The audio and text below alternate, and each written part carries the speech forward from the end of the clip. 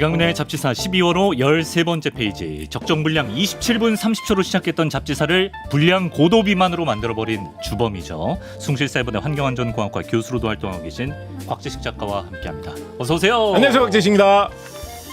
요새 전체적으로 잡지사 분량 인플레이션이 심합니다. 네, 그러게요. 저보고 좀 길게 한다 뭐 이런 예. 말씀하셔가지고 제가 한번 이렇게 그 땡튜브에 들어가가지고 한번 쭉 본 적이 있거든요. 요즘에 저만 길게 하는 게 아니더라고요.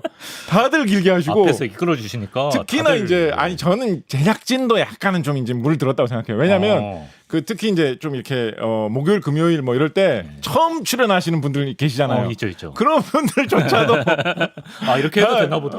다들 40분 50분대로 막 이렇게 하도록. 이제 처음에 나오신 분이 그러면 저희가 끊지도 못합니다. 저만의 어떤 주범 이런 낙인 함부로 이렇게 붙여서 되는 것인가? 그렇습니다. 다 같이 이루어낸 어떤 죄업 아닌가? 작가님이 한 40분만 넘겨도 제가 막 호들갑 떨고 이랬는데 이제는 기본이 다 40분. 그러게요. 그러네. 네. 좋습니다. 저희는 지식의 양이 무럭무럭 쌓이고 있습니다. 예. 자, 여러분, 차곡차곡 지방 쌓기 좋은 계절 겨울 아니겠습니까? 그래서 오늘은 곽재식 작가님과 함께 살 빼는 주사로 유명한 위고비 또 마운자로 이야기를 준비해봤습니다. 왜냐면 최근에 이제 WHO 세계보건기구에서 위고비, 마운자로 같은 약물을 비만 치료에 사용해도 된다 이렇게 공식 권고하는 일이 있었는데 비만 환자를 대상으로 비만약 사용 지침을 낸 게 처음이라고 해서 오늘 위고비, 마운자로 얘기 한번 해보면 좋을 것 같습니다. 사실 그 살 빼는 약이라고 하면 그 나비약, 나비알약 이렇게 많이 불렸던 펜터민 성분의 식욕 억제제가 기억이 나는데 그거랑 이번에 그 위고비 마운자로랑은 뭐 어떻게 다른지 기전도 궁금하고. 펜타민뿐만 아니라 그 비슷한 형태로 좀 이렇게 살을 빼게 한다라는 약들이 꽤 많이 있었죠. 이런 것들은 이제 사람을 먹고 싶게 만드는 그 신경작용, 그러니까 신경을 건드려서 말하자면 뇌에 영향을 미쳐가지고 입맛을 떨어지게 하고 먹고 싶다는 그 기분을 좀 안 들게 하는 쪽으로 사람의 신경, 뇌를 자꾸 조절할 수 있도록 건드려가지고 밥 먹기가 싫으니까 먹는 양이 적어지고 그러면 살이 빠진다라는 요 작전을 이용을 하는 게 이런 류의 약이었거든요. 근데 사람의 신경을 이렇게 건드리는 약이다 보니까 아무래도 그런 좀 마약이라든가 그런 우리나라에서 흔히 뭐 향정 이런 말 많이 쓰죠. 정신에 영향을 미치는 그런 일련의 중독성이라든가 그런 위험성이 좀 평가될 만한 그런 약들을 묶어가지고 따로 법적으로 엄밀하게 관리하는 그런 부류가 있는데 그런 식의 좀 위험성이 높다. 중독성이라든가 다른 부작용이 너무 많이 생기지 않느냐라고 해가지고 그렇게까지 혁명적인 혁신적인 수단으로는 많이 인정이 되지 못하고 있었습니다. 일부 제한적으로 좀 사용되긴 했지만 장기간 복용을 한다거나 혹은 뭐 이런 의사로부터 정식의 어떤 처방을 받지 않고 몰래 구해서 뭐 어떻게 한다라고 하면 그것 때문에 이런 마약 중독이 되는 거와 같은 그런 큰 피해를 입게 되는 그런 경우도 많이 발생할 수 있는 물론 제한된 그런 상황 속에서 의사의 처방과 함께 안전하게 제한적으로 사용하면 여전히 뭐 어느 정도의 그런 기대는 생각해 볼 수 있는 것입니다만 그 효과에 비해서 좀 위험하고 좀 잘 가려서 해야 된다라는 그 한계가 좀 너무 명확했었거든요. 그런데 이번에 이렇게 화제가 되고 있는 뭐 아까 말씀하신 위고비, 마운자로 이런 계통의 그런 약들은 하나로 다 좀 묶어가지고 따로 생각을 해볼 수 있는 좀 다른 계통의 새로운 길을 뚫어가지고 나온 새롭게 등장한 신개념. 신개념 차세대 이런 말 우리나라 관공서에서 참 좋아하죠. 차세대. 신개념 차세대 거기에 딱 어울리는 계통의 그런 약들입니다. 어떤 점에서 그렇죠? 일단은 이 약들의 뿌리가 좀 다르고 특이해요. 어떻게요? 일단 이 약들은 처음에 개발되어 가지고 많이 사람들에게 사용된 게 살 빼는 약으로 애초에 개발돼 가지고 사용된 게 아닙니다. 당뇨? 네, 이 약들은 처음에 다 당뇨병을 관리하고 치료할 수 있는 약들로 개발이 되어가지고 먼저 사용되기 시작했어요. 한 2010년대 뭐 이럴 때, 그러니까 지금부터 벌써 한 10년도 더 전이죠. 그 정도쯤부터 세계 각국에서 이 약이 당뇨병을 치료하는데 좀 좋다라고 해가지고 사람들한테 이렇게 주사를 해가지고 쓰고 있었는데 당뇨병을 치료하면서 보니까 당뇨의 그런 여러 가지 문제를 해결하는데도 도움이 되면 물론이고 사람이 체중 감량하는데도 상당한 효과가 나타나는 거예요. 그에 비해서 부작용이 별로 크지가 않다라는 거를 10년 동안 당뇨 치료하면서 사람들이 많이 확인을 한 거죠. 그런 상황 속에서 이 정도의 어떤 문제밖에 없는 약이라고 생각한다면 당뇨 안 걸리는 사람이라도 그냥 체중 감량을 위해서만 써도 되지 않겠느냐라고 과감하게 도전을 해가지고 사용하고 있는데 역시 예상했던 대로의 효과가 예상했던 정도의 부작용과 함께 나타나고 있어가지고 요거다라고 하면서 지금은 이 살 빼는 약 쪽으로 살 빼는 주사 쪽으로 완전히 이 시장이 훨씬 더 크고 훨씬 더 많은 소비자 쪽에서 확보가 되거든요. 그러니까 그래서 지금 통제할 수 있는 정도의 부작용 아니죠. 그래서 더군다나 이제 이 당뇨 치료제용으로 이미 많이 써봤어요. 네. 그러다 보니까 어떤 정도의 문제가 나타날 수 있다라는 거에 대한 이미 경험이 있거든요. 네네. 그렇다 보니까 굉장히 활발하게 처방이 되고 있어가지고 요거를 개발한 이 약 회사들이 네. 주가가 폭발적으로 높아질 정도로 그렇죠. 엄청난 그런 성과를 거두고 있죠. 이런 부류의 약들을 다 좀 모아가지고 하나의 뿌리를 찾아본다라고 하면 뭘로 하나로 묶어가지고 좀 설명을 해볼 수가 있느냐라고 하면 네. GLP-1 수용체 작용제 이거 계열이다. 들어봤어요. 라는 네. 식으로 이야기를 해볼 수가 있을 것 이게 같습니다. 뭡니까? GLP-1이라고 하는 것은 몸속에서 저절로 생기는 일종의 호르몬 같은 물질이다라고 보시면 됩니다. 근데 이 GLP-1이라는 게 어떤 역할을 하는 호르몬이냐라고 하면 네. 몸의 피 속에 돌아다니는 그 당분의 함량을 조절하는데 간접적으로 관여하는 그런 물질이에요. 당분 함량을 조절하는데. 네, 조절하는데 뭐 직접적으로 관련하는 걸로 옛날부터 많이 알려져 있어가지고 수능 시험에도 나오는 물질로는 인슐린 같은 그쵸, 그런 그쵸, 물질이죠. 인슐린. 예. 그런 게 이제 제일 대표적인 거고 그거 말고도 사람이 기본적으로는 포도당, 당분으로 우리가 전에 저기 뭐였죠? 당위과학, 폭삭소가수다. 폭삭소가수다 하면서 우리 여러 가지 당분 많이 얘기했어요. 네. 근데 사람의 제일 많이 활용되는 근원이 되는 건 포도당이라고 말씀드렸죠. 네. 여기서 말하는 당분이라는 건 기본적으로 포도당 이야기하는 겁니다. 사람 피 속에 포도당이 얼마나 돌아다니느냐. 요거를 조절하는 물질들이 직접 간접적으로 관여하는 물질들이 여러 가지가 있는데 그중에 제일 기본으로 생각하는 게 인슐린이었어요. 네. 그래서 당뇨병 관련해 가지고 뭐 인슐린 주사를 맞아야 된다. 뭐 인슐린이 나는 부족하다. 뭐 이런 사람들도 많고 그쵸. 인슐린과 관련된 약도 많이 개발되어 있고 그걸 많이 하고 있습니다. 네. 근데 그것만으로는 좀 효과적이지 않아 가지고 사람들이 딴 것도 많이 연구한 결과로 나온 게 이 GLP-1이라는 이 물질이 사람 몸속에 생겼다가 사라지면서 사람 몸속에 있는 그 이런 포도당 성분의 함량을 조절해주는 그런데 간접적으로 관여를 하는데 글루카곤 유사 펩타이드죠. 그렇습니다. 네. 그 약자를 따가지고 그런 게 많이 있을 수가 있어요. 근데 그 중에 제일 먼저 눈에 잘 띈 거라고 해가지고 GLP-1 뭐 이런 식으로 이름을 붙인 것인데 예. 그게 몸속에 있으면 처음에는 이 혈당 피 속에 있는 포도당 양을 좀 조절하는데 간접적으로 도움이 될 거다라고 해가지고 네. 그 GLP-1이라는 사람의 몸속에서 저절로 생기는 거하고 비슷한 물질을 비슷한 물질을 인위적으로 만들어서 네. 사람의 몸속에 진짜 GLP-1은 아니고 GLP-1하고 비슷한 물질을 인위적으로 만들어서 넣어주면 사람의 몸이 진짜 GLP-1이 아닌데도 그 GLP-1을 받아들이는 부분에서 GLP-1인가? GLP-1을 수용하는 사람의 몸 그 부위에서 인위적으로 넣어놓은 물질도 마치 GLP-1이냐 GLP-1인가 보다 라면서 수용을 해준다라고 해가지고 이 물질을 GLP-1 수용체 작용제라고 한 겁니다. 예. 그러니까 이게 당뇨병을 치료하는 당뇨병이라는 게 기본적으로 사람 몸속에 피 속에 포도당이 너무 많아져가지고 이게 필요치 않은 온갖 이상한 반응을 일으켜서 사람 몸에 별의별 이상한 부작용 합병증들이 많이 생기는 게 당뇨병이거든요. 그래서 당뇨병이 극초기 때는 별 대단한 증상이 별로 없어요. 사실은 그냥 좀 물 많이 먹게 되고 왜 물 많이 먹게 되겠습니까? 몸속에 당분이 너무 많으니까 당분 농도가 왜 이렇게 높아?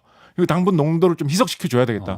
물이라도 많이 먹어볼까? 이렇게 해서 당뇨병 전형적인 증상이 물 많이 먹게 되는 증상이 나타나거든요. 예. 우리 박광일 선생님이 아마 한 번쯤 언급해 주셨던 것 같은데 이걸요? 세종대왕이 물 많이 먹게 되는 소갈증이라고 표현돼 있죠. 물 많이 먹게 되는 증상이 나타났던 걸로 뭐 유명한 편인데 좀 당뇨기가 있으시죠. 그래서 요즘 학자들은 대부분 세종대왕이 당뇨를 심하게 앓으셨고 아마도 당뇨 합병증으로 사망하셨을 것이다 라고 요즘은 이야기를 많이 하고 있는데 전형적인 그런 증상에서부터 그렇게 몸의 피 속에 당분이 너무 많으면 그 돌아다니면서 일으키는 별의별 이상한 반응 때문에 몸속에 다양한 부작용이 생겨서 합병증이 생기는 게 당뇨병 때문에 사람이 병든다라는 거거든요. 네. 그래서 그 몸속에 들어있는 그 혈당의 양을 당분의 양을 좀 사람 이렇게 말하면 너무 드라큘라 같은가요? 사람 피를 좀 덜 달달하게 만들어주게 하기 위해서 원래 당분을 조절할 때 몸속에서 많이 활용되는 물질 대신에 이것도 한번 좀 써보면 어떨까요?라고 하면서 몸에다가 인공적으로 만든 거를 찔러 넣어주는 게 GLP-1 수용체 작용제로 개발된 여러 가지 물질이었는데 신경을 건드리는 펜타민과는 다른 차세대 그렇죠. 기술이라는 거죠. 이거는 그러니까 피를 건드리는 거고 혈액을 건드리는 거고 그 속에 당분을 혈당을 건드리는 거예요. 그래서 그렇게 해보니까 당뇨병에는 당연히 이제 효과가 있었고 네네. 해보니까 사람이 뭘 먹고 싶다. 허기가 진다라고 하는 거를 결정하는 제일 큰 지표 중에 하나가 이 혈당량. 우리 뭐 은근히 그런 말 가끔 그래요? 농담 비슷하게도 쓰지 않습니까? 야, 당 떨어진다. 그쵸. 뭐 좀 뭐 먹고 하자. 뭐 이런 얘기. 뭐, 진담인데요. 예, 가끔 그런 식으로 하잖아요. 그죠? 예, 예. 그런 식으로 사람의 허기, 사람의 어떤 체력, 사람의 어떤 피로 뭐 이런 거를 느끼는 게 몸속에 있는 당분의 양하고 좀 관련이 있다라는 식으로 많이 이야기를 하다 보니까 했는데 그렇게 몸에 혈당을 잘 조절해 줄 수 있는 물질을 넣다 보니까 네. 실제로 그것 때문에 밥을 먹고자 하는 그런 욕구, 그런 기분 네. 이런 것도 저하가 되는 게 나타나는 거예요. 뿐만 아니라 몸의 모든 그런 소화기관, 그런 소화의 흐름도 그 혈당의 많고 적음에 따라서 이렇게 돌아가고 있는 것들이 많이 있거든요. 예. 그렇다 보니까 소화 작용도 이 혈당을 조절해 인위적으로 좀 조절하는데 영향을 미칠 수 있는 물질을 넣어주니까 예를 들면 소화가 좀 비효과적으로 천천히 일어난다든가 예. 혈당이 지금 좀 아직도 풍부하고 그렇게 혈당 보충해 주려고 노력할 필요 없을 것 같아 라는 식으로 몸이 전체적으로 반응을 하면서 정신적으로는 식욕이 없어지고 위가 좀 덜 작용하고 그렇게 열심히 소화시켜서 빨리 흡수하려고 할 필요 없겠다. 그래서 위나 장이 좀 덜 작용하고 그래서 실질적으로도 음식이 소화되고 내려가는 뭐 속도가 좀 늦어진다거나 그런 식으로 소화기관까지 움직임까지도 같이 바뀌게 되니까 보니까 주사 놓을 때 약간 배꼽 옆에 배 쪽에다 놓던데 그게 위랑 장이랑 가까워서 그거하고는 저는 제가 보기엔 큰 상관은 없는 것 같아요. 그래요? 예, 그냥 이제 놓기 좋아서 뭐 좀 그렇게 놓는 것 같기도 한데 예. 근데 뭐 관련이 있을 수도 있겠죠. 의외로 연구를 해보면. 그런가? 그래서 아직도 이 GLP-1 수용체 작용제에 대해서는 아직도 연구가 이루어지고 있는 부분들이 꽤 있습니다. 예. 그래서 당뇨 치료제를 개발하다가 그게 단순히 신경을 직접적으로 건드린 게 아니라 네. 피 속에 들어있는 당분을 건드리다 보니까 그게 식욕과 소화를 건드리게 되면서 밥을 먹고 싶은 마음, 밥을 먹은 거의 효과 자체를 줄임으로 인해서 덜 먹으니까 당연히 살이 빠지겠죠. 예. 이런 쪽으로 효과가 쭉 이어지면서 네. 사람의 살을 빠지게 하는 쪽으로 지금 효과가 확인이 되어가지고 지금은 살 빼는 약으로 광범위하게 활용이 되고 있습니다. 요것부터 한번 여쭤볼게요. GLP-1은 그럼 합성해서 만드는 건가요? 그냥 어디서 구해오는 게 아니라? GLP-1은 사람 몸속에서 그대로 생기는 거예요. 저절로 생기는 거예요. 근데 우리가 이 약으로 쓰는 거는 GLP-1이 아니에요. GLP-1과 비슷한 효과를 내주는 거를 인위적으로 만든 거예요. 그 GLP-1하고 좀 달라요. 네. 예, 일부러 그걸 만든 거예요. GLP-1하고 더 그 얘기부터 좀 할까요? GLP-1이 처음에 이제 과학자들 그 생각 당연히 했겠죠. GLP-1이 당분 이런 거하고 좀 관련이 있다. 그러면 GLP-1이 부족할 때 GLP-1하고 똑같은 걸 넣어주면 좀 잘 되지 않겠느냐 이런 생각을 했겠죠. 근데 GLP-1이 금방 생겼다, 금방 없어지는 거예요. 해보니까. 그래서 우리 이제 실질적으로도 이거 하고 뭐 직접 연결되는 건 아닌데 실질적으로 그런 경우 있잖아요. 뭘 좀 먹었는데 이제 인간적으로는 이 정도면 좀 뭔가 먹을 만큼 먹은 것 같은데 근데 돌아서고 나면 다시 뭔가 배가 고파지고 입이 심심해지고 가짜 배고픔. 뭐 그렇게 되는 수가 많이 있잖아요. 그죠? 네. 그래서 이거 GLP-1의 효과를 좀 오래가게 하는 뭐가 있을 수는 없나. GLP-1이 금방 생겨서 영향을 미치고 바로 사라지는 게 아니라 예를 들면 그러니까 전형적으로 이런 뭔가의 수용체 작용체를 연구하는 방식은 이런 겁니다. 몸속에서 자연적으로 생기는 거는 물질이 생겨가지고 그 물질이 영향을 미치는 몸속의 어떤 부위에 달라붙었다가 작용을 하고 바로 없어진 거가 대부분이에요. 네. 그런데 인위적으로 사람이 개발해가지고 그게 몸속에 영향을 미치는데 붙어가지고 작용을 하는데 안 없어져.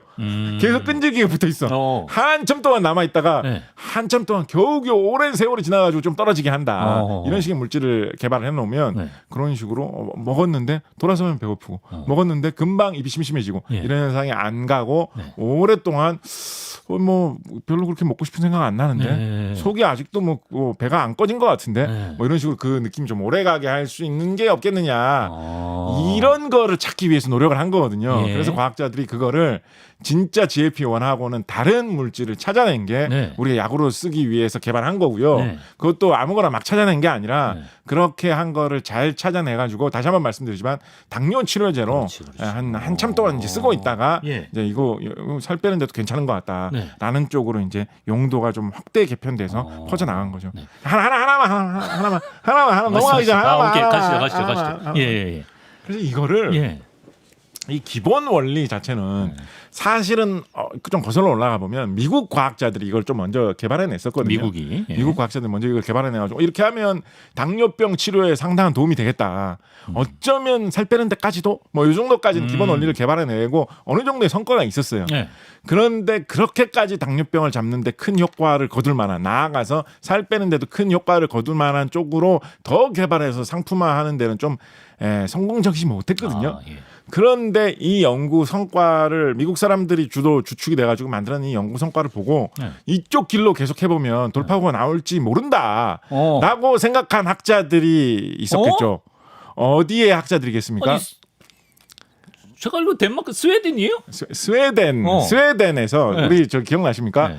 스웨덴과 우리 철편에서 원소 이야기 철편에서 네. 그때 스웨덴의 철 이야기를 하면서 말매의 눈물. 말매의 눈물 했던 거 기억나시죠? 예, 울산에 있는 말매가 옛날에 조선공업이 많이 발달했었는데 네. 지금은 조선공업이 말매의 눈물과 함께 몰락하고 스웨덴의 철강 산업이 지금 좀 쉽지 않다라고 말씀드렸잖아요. 예. 그러면 지금은 말매 사람들이 뭘 하고 있겠어요?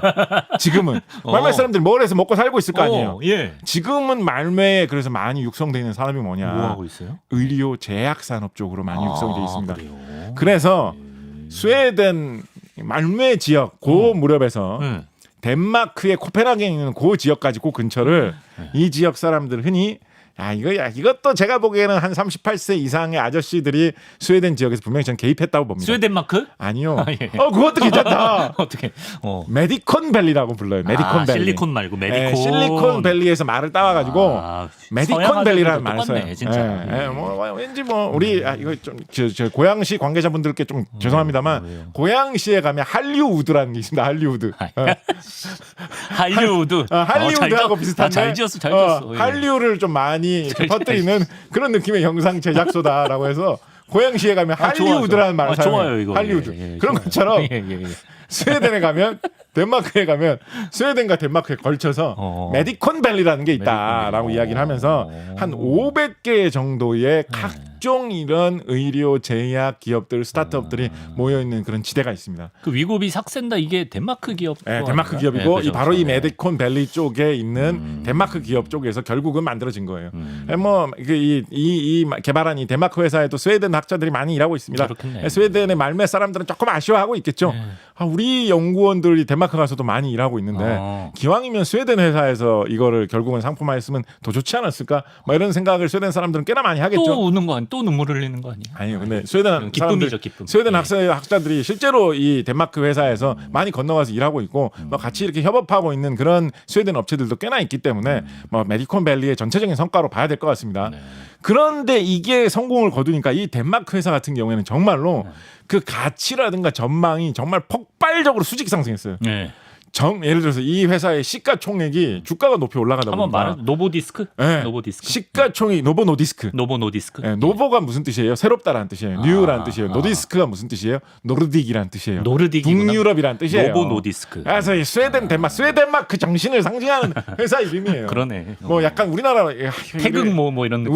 우리나라에서도 우리나라로 따지자면 우리나라는 옆에 있는 나라들하고 합쳐서 우리나라 지역을 일컬을 때 동아시아, 동아 이런 말 많이 쓰잖아요. 예. 그래서 우리나라의 이런 상호나 상표 이런 것 중에도 새로운 동아 이런 식으로 붙인 경우 꽤 있잖아요. 그런 이름으로 그러네. 붙인 회사 이름이에요. 노보노르디스크가. 예. 그래서 노보노르디스크라는 이 회사가 주가 가치가 엄청나게 커져가지고 정말 불과 얼마 전까지만 해도 하늘 높은 줄 모르고 주가가 올라가가지고 얼마 전까지만 해도 유럽에서 시가총액이 제일 큰 회사도 된 적이 있어요.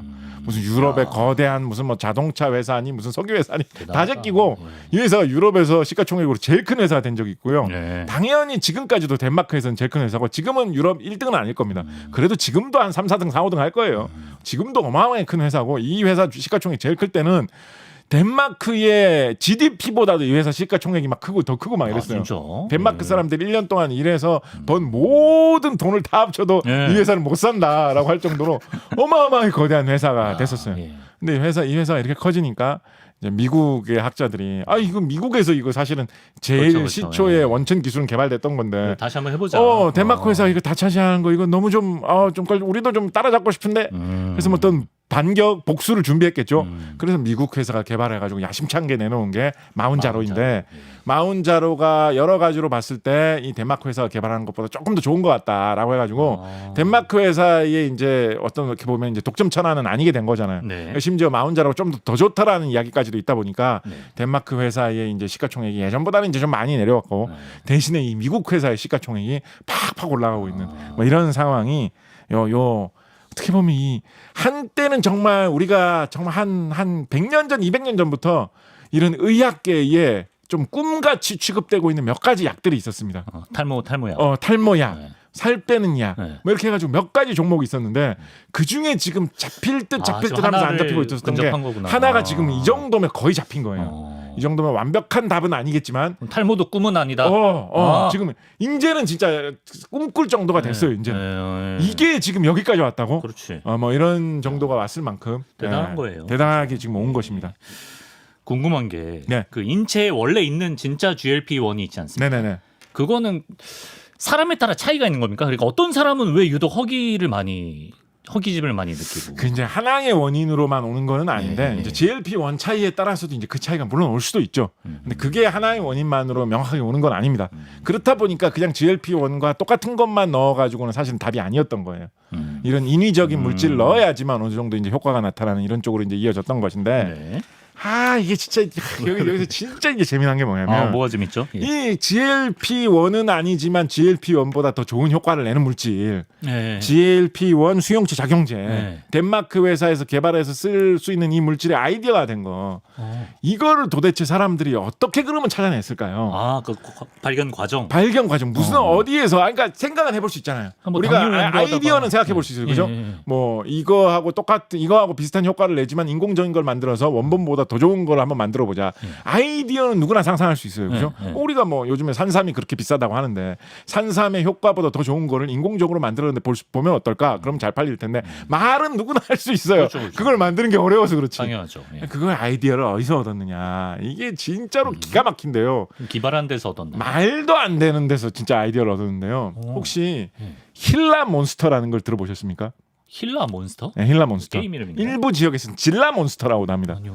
근데 표준 발음으로 힐라 몬스터라고 하는데 이게 뭐예요? 뭔가 게임 이름 같기도 하고 뭐 영화 제목 같기도 하고 실제로 자이언트 힐라 몬스터라고 하는 그런 옛날에 나온 영화가 있습니다.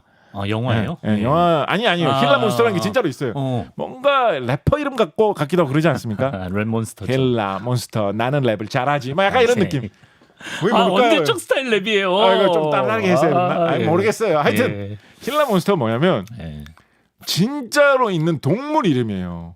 진짜로 좀 무시무시하게 느낄 수 있을 만한 겉모습만 보면. 전설 속 동물 말고 실제 아니요, 동물. 실제로 있는 그래요? 미국 아리조나주에서 한 멕시코 일대에 걸쳐 사는 약간 동물이에요. 코모도 도마뱀 닮았는데? 맞아요. 도마뱀 종류, 도마뱀. 정확하게 말하면 독도마뱀 종류, 독도마뱀 종류. 독도마뱀. 그 중에서도 미국 아리조나주 쪽에서 많이 발견되는 힐라 강 주변에서 살고 있는 거라고 해가지고 힐라 몬스터라고 부릅니다. 아메리카 독도마뱀. 이 힐라 몬스터의 침 성분을 분석하던 와중에 희한한 이상한 물질이 있다라고 해서 살펴보니까 이게 GLP-1하고 비슷한 작용을 해주는데 GLP-1은 아닌 그런 물질을 만들어낼 수 있는 단서가 되는 물질이 미국 아리조나주의 사막지대예요. 사막지대에 사는 이상한 이런 독도마뱀의 무슨 뭐 엑기스도 아니고 독도마뱀의 침 성분 중에 하나에서 발견된 거예요. 그게 영감을 받은 시초예요? 기가 막히죠. 말도 안 되죠, 진짜. 얘는 이거 왜 가지고 있는 거예요? 얘는 뭘 쓰려고? 사실 몰라요. 그런데 이제 우리가 하나 상상해 볼 수 있는 거는 이게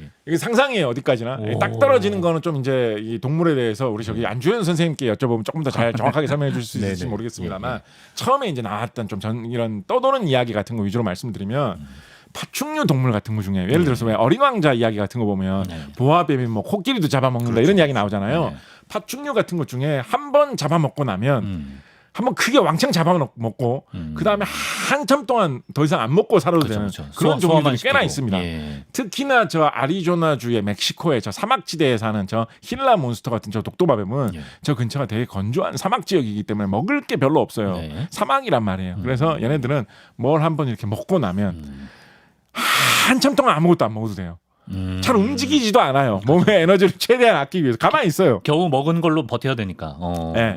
그래서 그런 이상한 습성이 있어요. 한 번 먹고 진짜 오랫동안 안 먹어도 버틸 수 있는 그런 습성이 있어요. 그게 연결되는구나. 그래서 그게 혹시 연결 관계가 있지 않느냐라는 이런 이야기가 좀 돌았어요. 예. 좀 더 정확한 거는 네. 안조현 선생님이나 이런 분이 더 정확하게 말씀해 주실 수 네네. 있으실 텐데 네. 어찌 됐건 신기해. 침 속에 있는 그 성분이 진짜로 이 사람이 이 사람이 아니죠. 이 동화뱀이 네. 배고픔을 견디는데 직접 영향을 끼치는지 안 끼치는지는 뭐 모르는 일이지만 사람이 보니까 이게 와. GLP-1하고 왜 이렇게 비슷한 느낌이지라고 해서 활용을 할 수 있는 단서를 줬던 거예요. 그래서 GLP-1 수용체 작용제 개발에 결정적인 영향을 미친 것입니다. 그러니까 이게 황당하죠. 세상에 우리 예전에 이제 곤충편 할 때 이 말씀 제가 전에 한번 드린 적이 있는데 진짜 10년 전만 하더라도 네. 넌 도대체 커서 뭐 할 거냐라고 하면 아버지 저는 도마뱀이 너무나 신기하고 재밌어요. 저는 도마뱀을 연구하는 전공자가 될 거예요. 네네. 이런 식으로 이야기를 하면 예. 야 그래 뭐 과학 연구하고 뭐 자연을 연구하고 좋은데 기왕이면 좀 뭐 실용적이고 좀 현실적이고 돈 되는 거 연구할 생각 없냐? 도마뱀 연구가 웬 말이야? 뭐 하려고? 라고 이런 연구를 좀 낮게 보던 시대도 있었잖아요. 예. 그런데 이게 기초과학의 무서움이고 어떻게 보면 이게 그래. 미국의 기초과학이 넓게 발달한 미국과 같은 이런 선진국의 저력이라고도 볼 수가 있는데 넓게 연구를 하다가 아이디어를 얻으려고 이렇게 조사를 하다 보면 도마뱀의 침 속에서 유럽에서 가장 큰 기업 가치가 높은 그런 어마어마한 규모의 상업적인 성과를 얻은 발명품의 단서가 거기서 이게 나오는 제일 거죠. 돈 되는 거예요 지금 세계에서. 그렇죠. 예. 아니, 놀라운 거죠. 예. 그래서 이제 사실은 이게 또 하필이면 왜 또 침이냐 뭐 독도마뱀 뭐 관심 가질 수도 있지만 무슨 뭐 침에 뭐 그렇게 또 관심을 가졌냐 우리도 더럽게 고라니 침 연구해야 되나 오늘? 이거는 침을 연구할 만한 또 이유도 지금 와서 돌아보면 또 이유도 있긴 있었어요. 처음에 이거 연구한 사람들한테 독도마뱀 침이래 와 진짜 희한한 것도 연구한다. 아무리 미국이어도 그런 사람들 꽤나 미국이어도. 있었겠죠. 예. 사실은 예. 특히나 뭐 이런 파충류 연구하는 사람들 아닌 사람들끼리는 그죠? 그런 사람들도 있었을 텐데 근데 이게 참 묘하게도 꽂힐 만한 이유가 없지는 않았던 게 독도마뱀이 힐라 몬스터가 특징이 뭐냐 왜 몬스터란 이름이 붙었냐면 뭐 이게 뭐 크기는 팔뚝만 해요. 그래서 크기가 좀 큰 것도 있는데 막 그렇게 어마어마하게 크고 그렇지 않거든요. 근데 왜 몬스터란 이름이 붙었냐면 보통 이제 뭐가 물면 위험하다라는 거는 뱀, 독사들이 위험하다라는 이야기를 많이 하잖아요. 그렇죠. 도마뱀들은 그런 게 잘 없거든요. 근데 이 힐라 몬스터는 독도마뱀이라는 우리말 명칭이 갖고 있듯이 미국 독도마뱀이라는 우리나라 명칭에서 드러나듯이 도마뱀인데도 물면 뱀독 같은 그런 독이 있는 것 같은 효과를 내요. 베놈. 예, 그래서 그거를 과학자들이 연구할 필요가 있어. 그것 때문에 그것만 아니면 힐라 몬스터가 진짜로 진짜 아무리 기초과학의 천국이어도 침을 연구하진 않았을 거다. 되게 사실은 좀 가당찮다고 하면 힐라 몬스터한테 좀 미안한데 되게 사실은 별거 아니거든요. 그냥 가만히 있거든요. 그냥 사실은 별 위험하지도 않아요. 막 발로 차고 막 이런다고 않는다고 하면 알겠습니다. 굳이 반격도 안 해요. 예. 나는 사막에 살면서 에너지를 아껴야 돼. 가만히 있어요 그냥. 얌전한 친구인데. 그래서 굳이 뭐 사람한테 뭐 공격하고 이럴 일도 없어요. 예. 그런데도 힐라 몬스터라는 악명이 붙은 거는 야. 잘못 건드려서 물리면 독이 나온다라는 점 때문이었거든요. 그런데 도대체 왜 얘가 물면 사람에게 그렇게 독을 주입할 수 있느냐를 가지고 입에서 나오는 성분들을 과학자들이 연구를 할 만한 이유가 있었던 거죠. 그러니까 아리조나, 멕시코 이쪽 지역에서는 예로부터 우리 이 지역에서 사람들은 힐라 몬스터의 독이 세상에서 가장 무서운 물질이라고 해왔다. 알겠죠. 이런 전설 같은 게 이 지역에서 있었을 거 아니에요. 그러니까 과학자들이 내가 그걸 과학적으로 성분을 분석해보겠다. 이런 사람들이 있었던 것이고 그렇게 해서 하나 둘 분석을 하다 보니까 독성분 중에 엉뚱하게 사람 몸속에 당뇨하고 상관 있는 호르몬과 비슷해 보이는 게 있는데 야, 이게 나올 줄 어떻게 나타나면서 알았어? 엄청난 이런 영감을 준 거죠. 그 스웨덴마크 메디콘밸리가 먼저 잘 됐을 때 억울할만 합니다. 미국이. 그러니까요. 아메리카 독도마뱀인데. 그러니까 이 미국 사람들이 이거 그치. 우리가 이거를 북유럽 동물도 아니고. 마치 뭔가 홍삼에 있는 성분을 가지고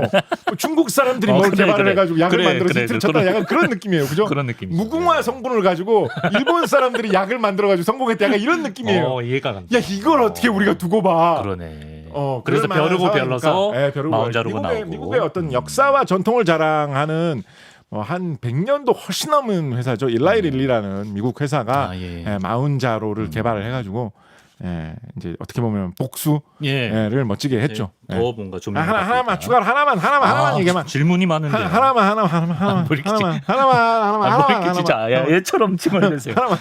진짜 하나만. 하시죠.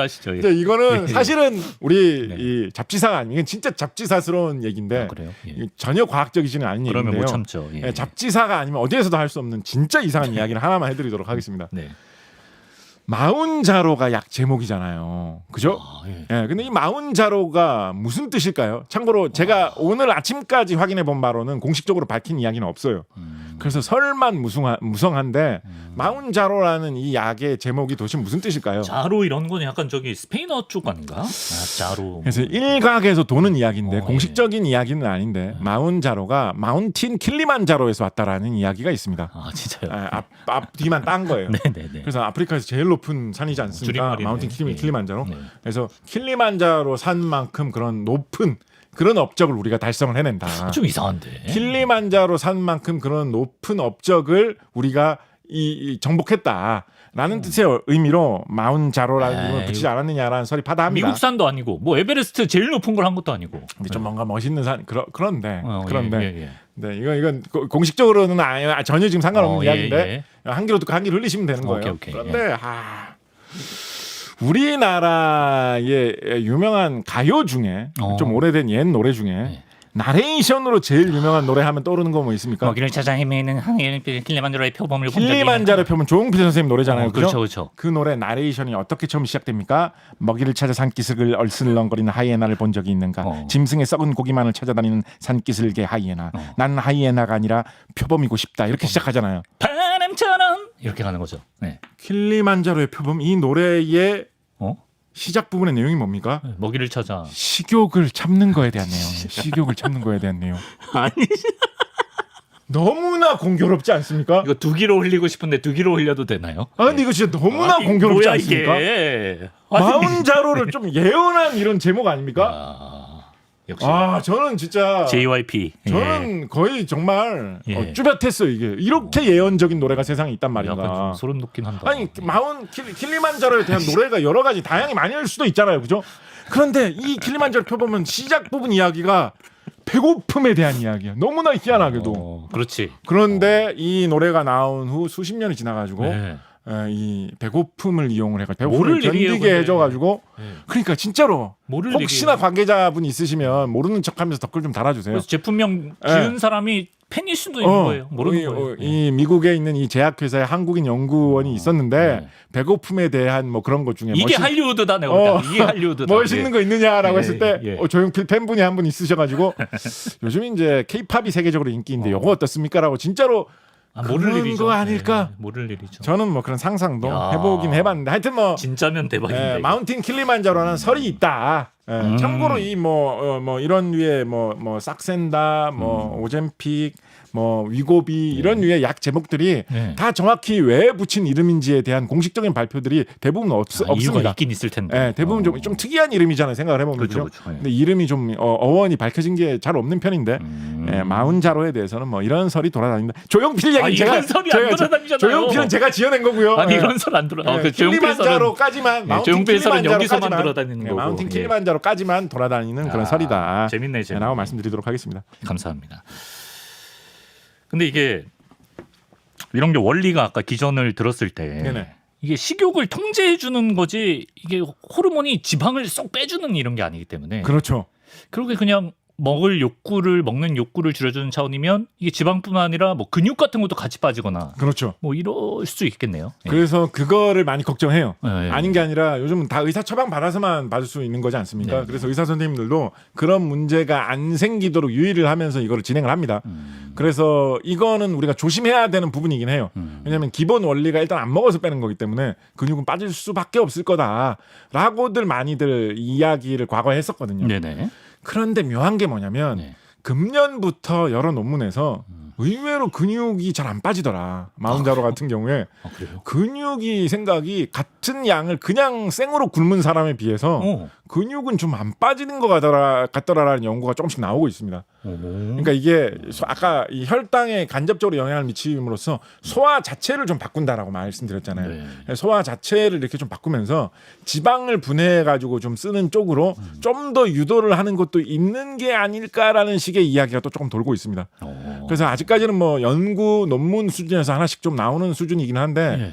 그래서 비교적 그렇게까지 당연히 이제 의사 선생님들 다 이거 고민하세요. 네. 그래서 막 맞으시면 뭐 근손실은 하나도 없고 지방만 쪽쪽 빠집니다. 만세 뭐 이런 정도까지는 아닌데 전문가 처방이 필요합니다. 전문가들하고 상의해 보셔서 하는 건데 네네네. 금년 들어서 물론 이제 뭐 새로운 약이 나왔으니까 다 희망에 차가지고 너무 긍정적으로 평가하는 걸 수는 있는데 근데 금년 들어서 약간 그런 이야기가 좀 있어요. 희한하게도 이게 이 혈당을 건드리다 보니까 사람의 이 대사 자체에 영향을 간접적으로 미쳐가지고 근손실은 좀 들어오는 것 같다라는 쪽으로 요즘 연구가 좀 나오고 있습니다. 조금 더 지켜봐야 될 것 같긴 한데요. 좀 희망적으로 생각해 볼 수 있을 만한 그런 여지는 있는 것 같습니다. 근손실 말고 뭐 추가로 우려되는 부작용이 있는지도 궁금하고 아니면 전 그것도 궁금해요. 이게 한두 푼 하는 게 아니잖아. 네. 이게 평생 할 수가 없을 텐데 네. 이걸 끊었을 때 요요가 심하게 오거나 뭐 이런 건 없을지. 그렇죠. 그게 이제 제일 대표적인 부작용입니다. 예. 이게 기본적으로는 안 먹어서 살 빼는 게 기본 원리이기 때문에 예. 그게 제일 큰 원리거든요. 예. 그렇다 보니까 약을 끊으면 원래의 내 정신 상태로 원래 내 상태로 다시 돌아오는 거잖아요. 네네. 그러면 이제는 다시 뭐 먹고 싶고 이런 게 그대로 다 오는 거예요. 폭주할 수 있죠, 진짜. 그러면 다시 입맛이 좋아집니다. 그렇죠. 그러면 고스란히 다시 이제 요요로 다시 되돌아오는 그거의 가능성 그거는 뭐 어느 정도는 관찰된 것도 상당히 있고 염두에 그거는 뭐 당연히 우리가 생각하는 겁니다. 그래서 그게 어떻게 보면 제일 큰 부작용일 수 있어요. 갑자기 살이 많이 쪘다가 약을 끊는 순간 갑자기 훅 다시 살이 찔 수가 있는 것이기 때문에 꾸준히 찌는 것보다 더 안 좋을 그럴 수가 있기 때문에 그게 어떻게 보면 제일 큰 부작용일 수가 있습니다. 갑자기 살이 다시 도로 더 찌는 거 이게 제일 큰 부작용일 수가 있고 그래서 보통 의사 선생님들이 뭔가 그 생활 습관 개선하는 걸 같이 하기를 많이 말씀을 하세요. 물론 쉽지 않죠. 근데 그걸 하기를 많이 원하세요. 그렇죠. 뭐 예를 들어서 뭐 술을 좋아하시는 분이 있으시다라고 하면 술을 좀 끊어라 일단.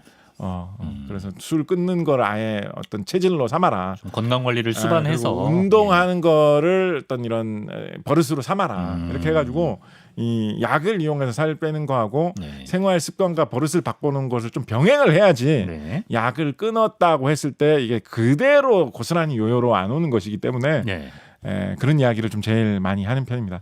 참고로 말 나온 김에 하나만 좀 추가로 말씀드리면 하시죠. 요요가 어느 나라 말인지 아십니까?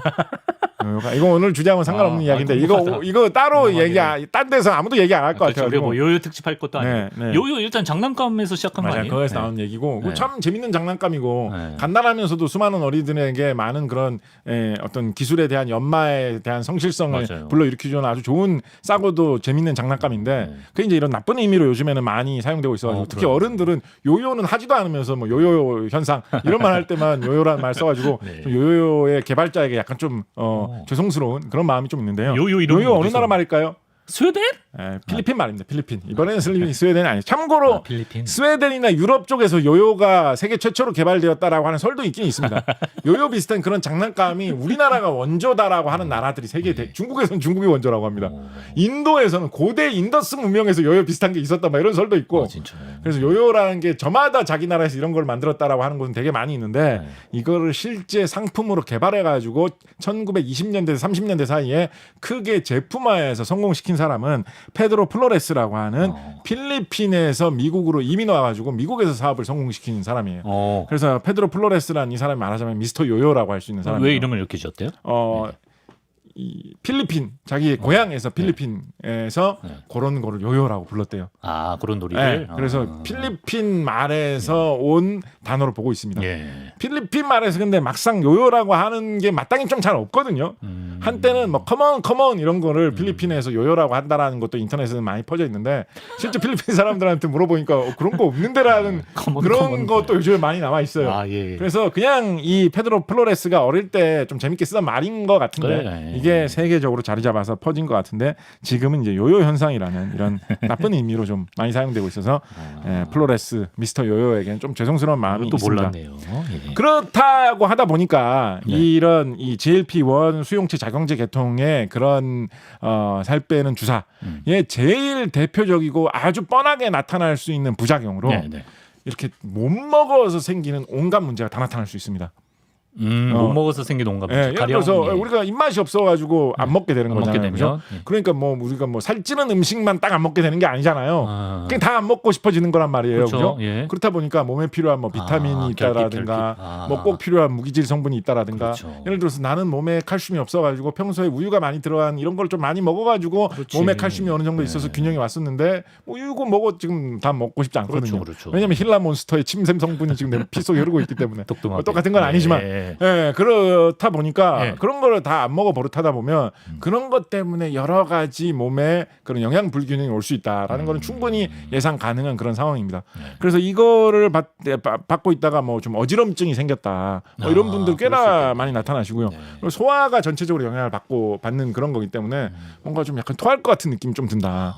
장이 평소같이 움직이지 않는다. 이런 분들도 좀 부작용으로 좀 나타나는 그런 상황입니다. 보충제라도 같이 드셔야 되나? 그래서 그래서 이제 의사 선생님하고 이야기를 해가면서 그냥 뭐 이거 마운자라고 성분 똑같대요. 그래서 뭐 야매로 주사 구해가지고 야매 이런 말 쓰면 안 되죠. 어디서 불법적으로 주사 안 되죠, 구해가지고 안 되죠. 함부로 맞고 이러면 안 되시고요. 절대 안 되죠.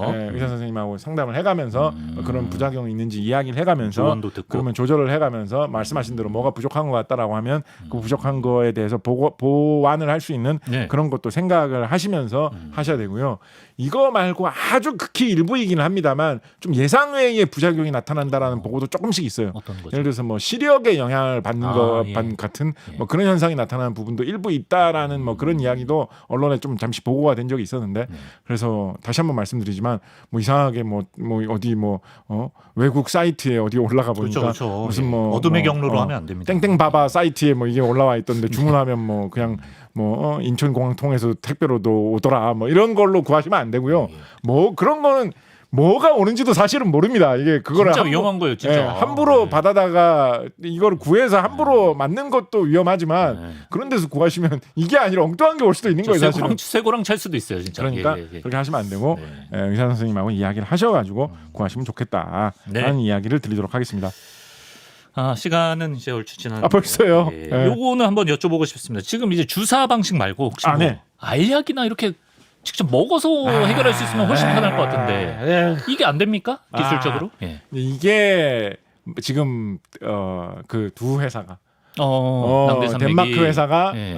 우리 메디콘밸리하고 예. 미국 회사 독도마뱀의 고장 미국 회사하고. 서로 예. 지금 아주 강렬하게 경쟁하고 있는 분야입니다. 지금 여기서 지금 미국 회사 지금 약간 승기를 지금 좀 잡은 분위기죠, 그죠? 지금 새로운 더 효과가 좋.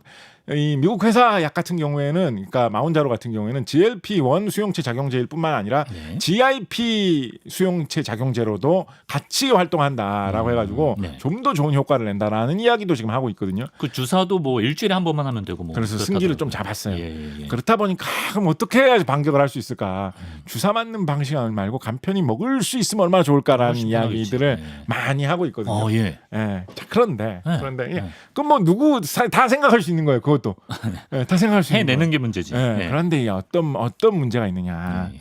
이게 사람 몸속에 있는 호르몬하고 비슷한 그런 물질을 가지고 애초 약으로 쓰는 거잖아요. 네. 그죠? 근데 사람 몸속에 있는 그 소위 말하는 호르몬이라고 하는 물질은 대부분 단순한 형태의 단백질 비슷한 물질인 경우가 많아요. 그래서 그거를 단순한 형태의 단백질 비슷한 거, 단백질의 단순한 형태라고 말하면 말이 너무 기니까 흔히 펩타이드 이런 식으로 부릅니다. 네. 근데 우리가 지난 시간에 우주의학하면서 단백질이라는 건 엄청나게 복잡한 물질이다. 맞습니다. 라는 거 많이 말씀드렸죠. 네. 원자가 한두 개로 되어 있는 게 아니라 우리 물의 화학식 하면 H2O에서 원자 3개로 되어 있는 물질인데 단백질은 원자 수천 개, 수만 개로 되어 있는 되게 복잡한 물질이다. 네. 라고 말씀을 드렸잖아요. 예, 그죠? 예. 근데 단순한 단백질 비슷한 물질이라고 하는 이런 펩타이드라고 하는 이 호르몬 같은 이런 물질도 우리가 말하는 그런 본격적인 단백질만큼 복잡하지는 않지만 네. 꽤나 꽤나. 복잡합니다. 예. 예를 들어서 우리 이산화탄소의 화학식 뭔지 기억나십니까? CO2입니다. CO2죠. 그죠? 예. 이것도 원자 개수를 따져보면 C, 탄소 하나에 O2, 산소 2개, 3개짜리예요. 네. 그죠? 예. 그런데 마운자로 같은 경우에 예. 이런 식으로 화학식을 쓰면 어떻게 쓰게 되느냐? 와, 예. C225, H348, N48, O88이 됩니다. 일단 그래서- C225예요? 그렇죠. 와, 아니, 그래서 진짜? 총 600개 이상의 원자가 조합되어 있는 그런 형태예요. 아, 이렇게도 쓰는구나. 그러니까 물질이 아주 거대하고 복잡한 형태입니다. 아, 그러네요. 그런데 이런 사람의 몸속에 있는 호르몬이라는 건 사실은 사람의 몸이 다 단백질로 돼 있잖아요. 네, 네. 그 복잡한 단백질로 사람의 몸이 돼 있단 말이에요. 네. 사람의 몸은 이런 단백질을 만들고 뭐 없애고 이런 게 사람의 몸이 움직이는 과정이고 생겨났다가 뭐 이렇게 변화하는 과정이죠. 그죠? 네. 그러니까 사람의 몸은 뭐 필요한 게 있으면 야, 단백질 좀 잘라가지고 뭐 좀 쓰자. 이런 식으로 돌아가는 게 많아요. 사람의 몸이 단백질 덩어리니까. 예. 그래서 효소도 다 단백질로 돼 있는 거거든요. 예. 효소가 촉매 역할을 해주는 게 사람 몸속에서는 효소인데 네. 그것도 다 단백질의 일종이거든요. 네. 그러니까 호르몬이나 이런 물질도 생각해 보면 단백질 좀 잘라가지고 좀 쓰자. 뭐 이런 식으로 호르몬이 생긴 게 많을 수밖에 없는 게 사람이나 동물이나 식물의 몸속일 수밖에 없는 그런 모양인 것입니다. 그렇죠. 우수 선생님이랑 단백질 편 보세요. 네, 그러니까 이렇게 복잡한 그런 모양이 나타날 수밖에 없는 것인데 이게 참고로 이거 중간에 살짝 하나만 끼워서 좀 말씀드리자면 그래서 제가 대학원 다니고 이럴 때 아, 예. 교수님들께서 네. 혹은 이런 선배님들이 이런 뭐 스타트업 이런 데 취업했다가 네. 우리가 뭐 연구하고 있는지는 세미나 같은 데 발표해 주실 때 그때 이미 이런 이야기를 많이 했어요. 무슨 일? 앞으로 새로운 약은 이런 단백질하고 비슷하지만 간단한 물질, 펩타이드, 호르몬하고 비슷하게 생긴 물질 이런 데서 탄생할 가능성이 높다. 펩타이드 신약이 미래가 될 거다. 이런 이야기를 많이 했었어요. 아, 대학원 다녔을 때 인생을 바꿀 기회를 한 4-5번 근데 이게 살 빼는 주사인데 근데 저는 모르고 그걸 보면서 아니 실험실에서 합성을 하면 원소가 몇십 개 되는 것도 합성하기가 어려워 쩔쩔매는데 예. 원소 몇백 개짜리는 무슨 수로 합성을 하라고 이 현실성 있는 얘기를 해야지 속으로 막 이렇게 생각했었거든요. 이런 게 지금 한 4-5번데 이거 제가 모음집으로 진짜, 만들어도 되겠다. 진짜 와. 괜히 해주는 이게 어른들 해주는 얘기가 괜히 해주는 이야기가 아니에요. 공개는 못하지만 잡지사 출연료 받으시면서 지금 그 기회를 놓치시고.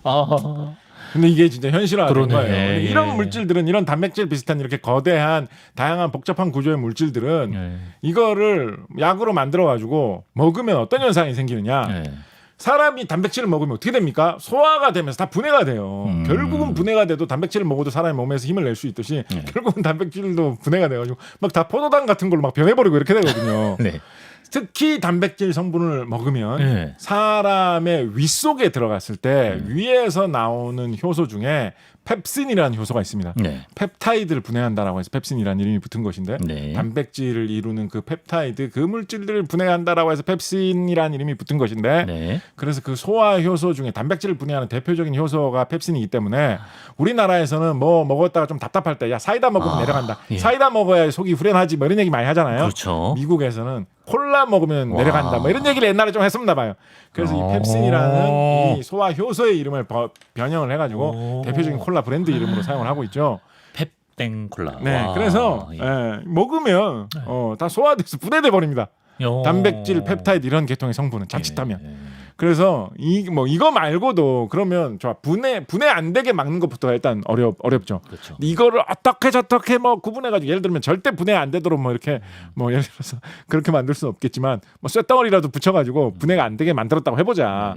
그러면 이제 위에서 분해 안 되고 쭉 내려가겠죠. 그럼 소장, 대장 같은 데 갔을 때 그 분해 안 된 형태 그대로 흡수돼가지고 혈관 속으로 이게 들어가 줘야 돼요. 그죠? 예. 근데 이게 과연 이 벽을 뚫고 혈관까지 쓱 녹아서 흡수가 되겠느냐.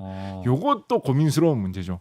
분해 안 되게 한다고 해가지고 뭐 이렇게까지 단순한 건 아니지만 뭐 너무 땡땡하게 단단하게 튼튼하게만 만들었다라고 했다가 또 흡수가 안 되면 곤란하잖아요. 그러니까 알약 같은 걸로 만들었을 때 지금 그렇죠. 상상해 보는 거죠. 먹는다고 했을 때 분해는 안 되면서 흡수는 또 잘 돼야 되거든요. 그러니까 요게 두 개의 어렵네, 좀 쉽지 모순된 않네. 거를 해결해야 되는 건데 네. 근데 사람들이 많이 도전하고 있어요. 이런 식의 도전이 어느 정도 성과를 거둔 것도 있거든요. 그래요. 그래서 해보자. 뭐 예를 들면 똑같이 마운자로가 하고 정확한 거를 먹어서 흡수하지는 않더라도 네. 뭔가 비슷한 거를 두 개를 먹은 다음에 그게 각기 피 속에 흡수가 되면 그게 나중에 다시 뭐 효과를 내게 하는 뭐 이런 거 개발할 볼 수가 있지 않겠느냐. 예. 그래서 뭐 여러 가지 다양한 아이디어로 도전을 하고 있거든요.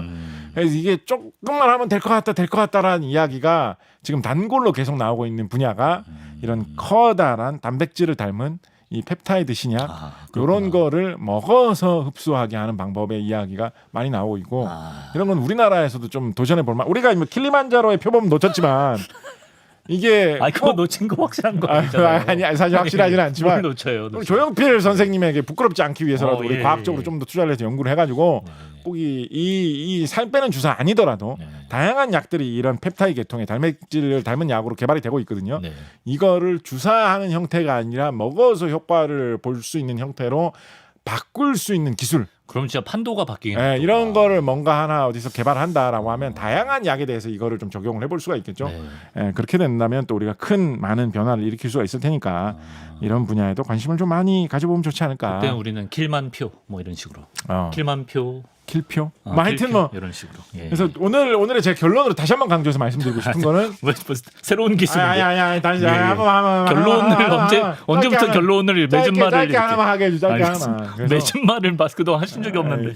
힐라 몬스터에서 나온 거 보시면 아시다시피 네네네. 기초과학의 저변이 이렇게 그렇죠. 넓다라는 게 중요해, 중요하다. 진짜. 맞아. 당장 돈이 안 될 것 같은 분야고 그거 해서 뭐해? 우리나라에서 그거 해서 아니 덴마크 여러분 덴마크 사람들이 뭘 해가지고 돈 벌어 먹고 산다고 지금까지 생각해 오셨습니까?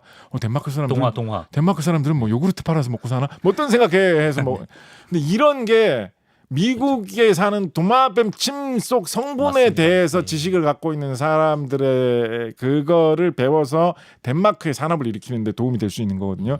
그래서 기초과학의 저변이 넓은 투자가 산업적인 큰 이런 경제적인 가치로 연결될 수가 있다. 국가에서도 해줘야 그 사람들이 용기를 내는. 라는 거 이거 한 가지 하고요. 그다음에 이제 두 가지 이게 하나의 분야에서 온 지식이 다른 분야로 넘어가면서 창의적으로 다양하게 활용될 수 있도록 좀 튀어주는 거 이것도 중요하다. 예를 들어서 애리조나주에서 독도마뱀 침 성분 연구를 어떤 생물 연구하는 사람 안주현 박사님 같은 분이 열심히 연구를 해가지고 잘 연구 결과를 발표를 했어요. 그래서 이거를 당뇨병 약으로 쓰고 싶어가지고 막 이렇게 하면 이런 거 과제는 주로 뭐 아리조나 국립공원 뭐 이런 데서 받았을 아리조나 주립공원 이런 데서 받았을 거 아닙니까? 협업이 이루어져야 돼. 예, 그러면 아니 주립공원의 생태계 보호 도마뱀을 어떻게 하면 잘 살릴 것인가 그런 거에 대해서 너한테 연구를 하라고 돈을 줬는데 왜 뜬금없이 당뇨병 연구하는 쪽으로 너는 파고 있느냐.